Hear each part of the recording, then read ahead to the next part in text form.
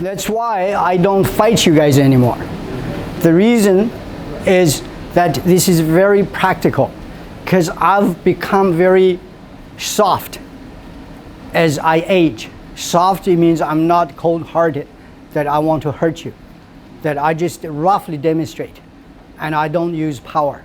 And when you get used to it, when you're fighting, you can't fight anymore.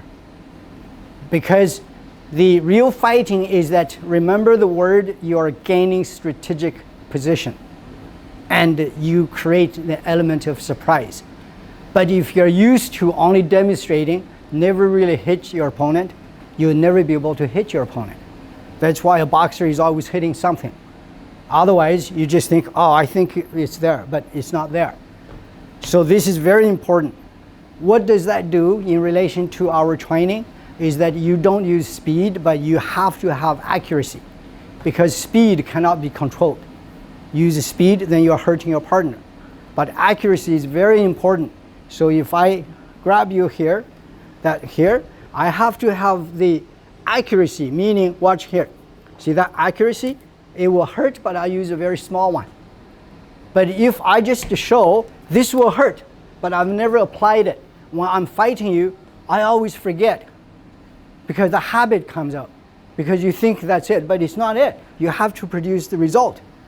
So accuracy is very important. See, for example, here, when we are here, this is one, but if I miss that, I want to strike here, I have to touch his Adam's apple.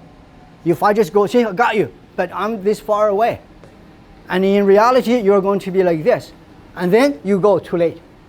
So you have to be on it. And when you are really fighting because you're mad, you do more of it. But training, you have to be able to touch it. So the accuracy is very, very important. So when you trained, you lost the accuracy. So this one here, for example, here, you just roughly went like this. It's the back, the 7-inch knife, cutting right behind the ear. This is the jugular. You have to be there.